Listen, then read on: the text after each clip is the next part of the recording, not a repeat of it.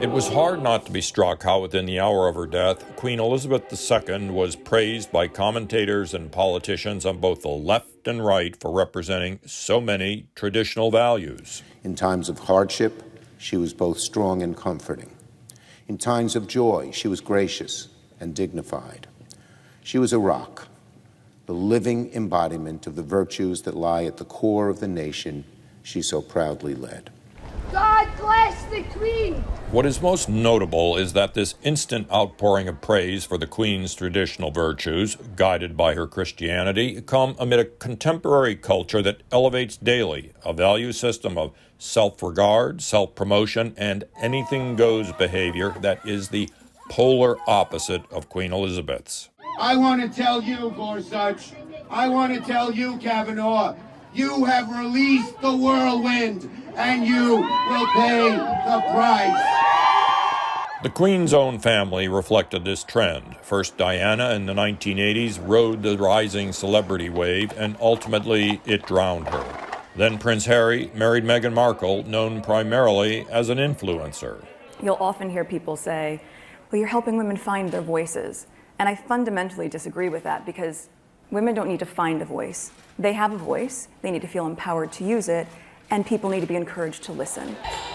Influencer is the defining word for our times. An influencer's success depends overwhelmingly on one thing: self-promotion, accomplished by rising in the hot air balloons of Instagram, TikTok, and related social media.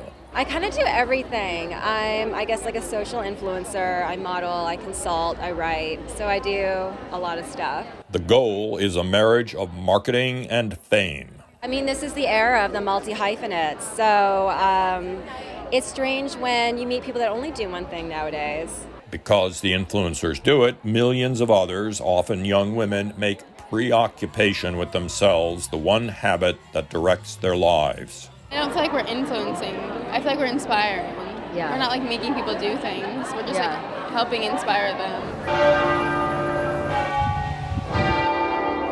To say that the Queen's values were traditional means they existed for a very long time, for centuries really, perhaps best illustrated this week watching the 14-year-old Elizabeth read her first public speech to children during World War II. Thousands of you in this country have had to leave your homes and be separated from your fathers and mothers.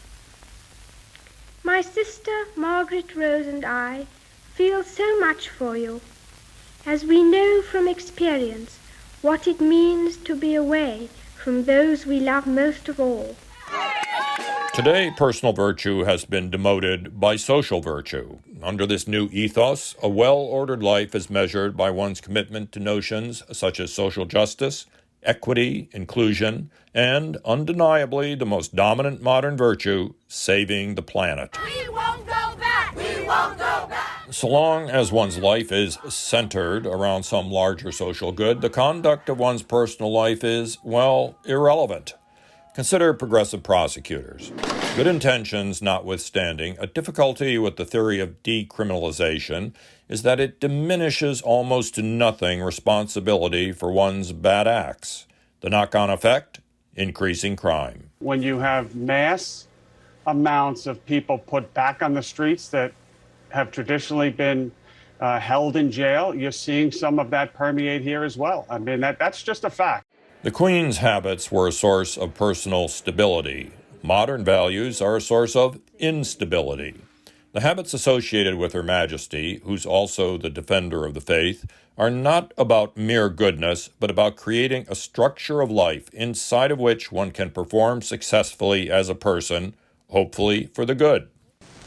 I declare before you all that my whole life, whether it be long or short, shall be devoted to your service. And so one has to wonder, is the praise for the Queen's old-school virtues little more than this week's talking points? Or do her media admirers recognize that something about what we promote now, self-regard, social moralizing, has gone badly off the tracks? This vow she kept with unsurpassed devotion. She set an example of selfless duty, which, with God's help and your counsels I am resolved faithfully to follow.